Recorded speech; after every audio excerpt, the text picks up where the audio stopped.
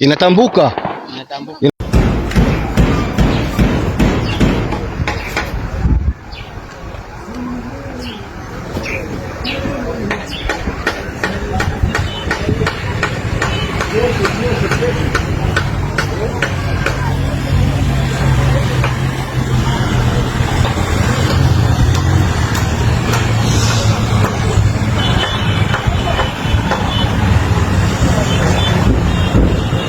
Les combats se poursuivent toujours dans le territoire de Rutshuru, bien sûr.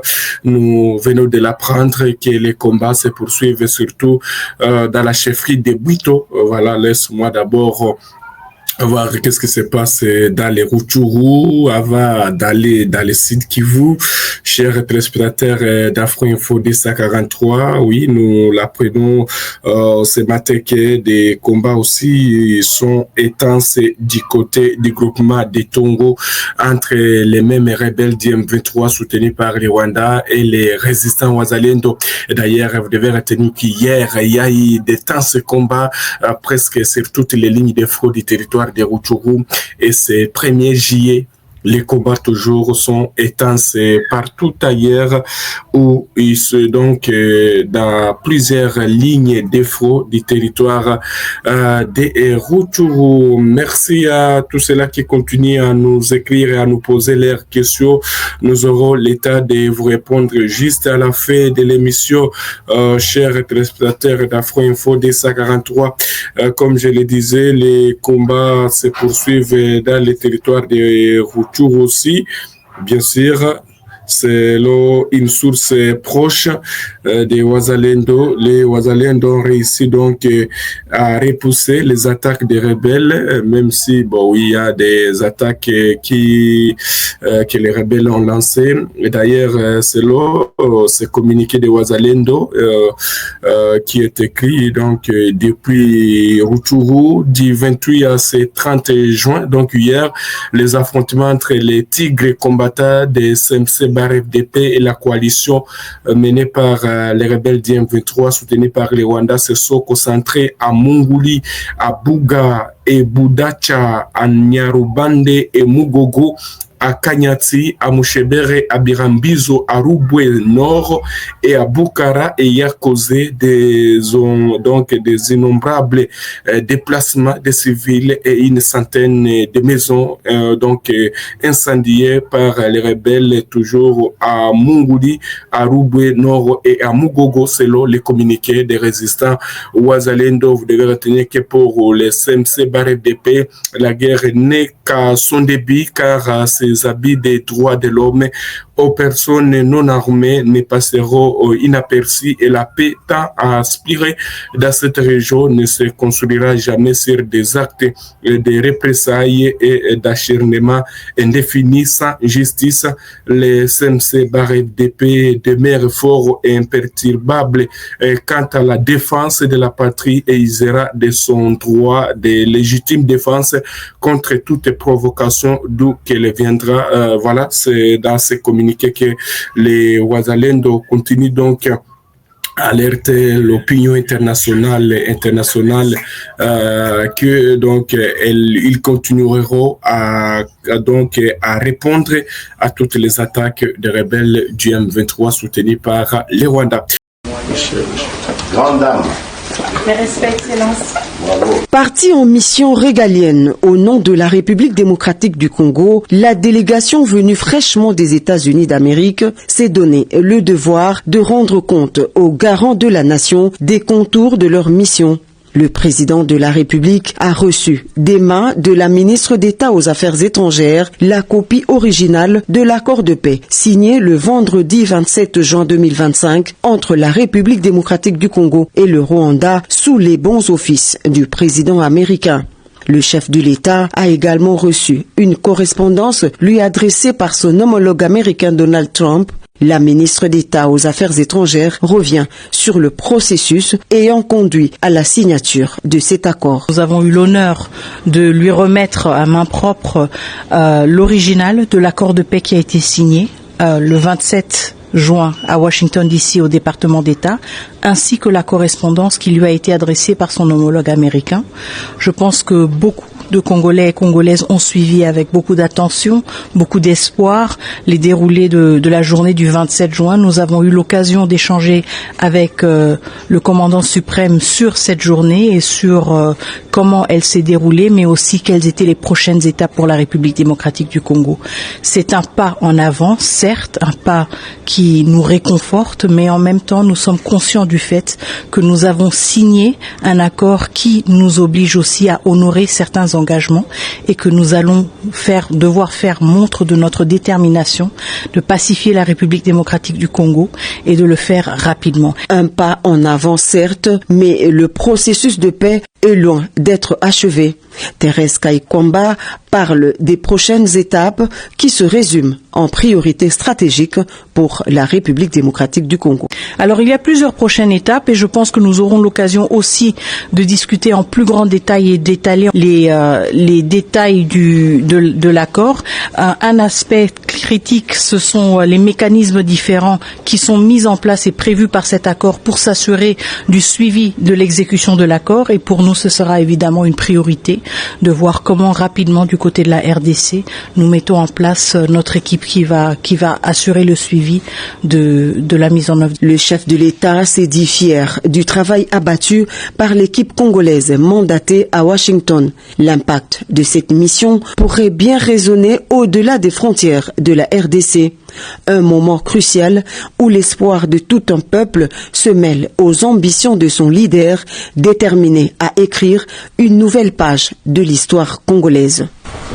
Ou enfin des gens de Kagame qui ont infiltré les Hutus et qui ont eux-mêmes participé au massacre de leurs propres compatriotes, enfin de leur propre ethnie, les Tutsis. C'est ce que vous dites. Exactement, oui. C'est assez choquant ce phénomène, mais c'est vrai. C'est très choquant. Oui. C'est très. J'ai lu ça dans les rapports confidentiels que mes sources au tribunal pénal international pour le Rwanda m'ont fuité en 2015. J'ai eu beaucoup de rapports confidentiels à partir de 2013-2014. Et en fait, je suis allée vers mes sources, c'est-à-dire les ex-membres de l'armée de Kagame, des officiers et des soldats, et ils m'ont tous dit c'est vrai. Alors c'est eux qui m'ont décrit en détail ce phénomène, c'est-à-dire il y avait des milliers de commandos Tutsis qui ont été entraînés depuis 1992 en préparation et qui étaient déployés dans toutes les préfectures rwandaises à partir de janvier 94, et ils étaient prêts à agir dès le 6-7 avril après l'attentat contre Habyarimana. Rappelons pour les auditeurs l'attentat contre le président Habyarimana qui a provoqué sa mort. C'était quand exactement? C'était le 6 avril 94. C'est ça, 6 avril. C'était l'acte déclencheur du génocide contre les Tutsis. Contre les Tutsis, oui. C'est ça. Et donc vous dites que même il y avait des Tutsis déjà préparés avant, 2 ans avant, enfin ou presque.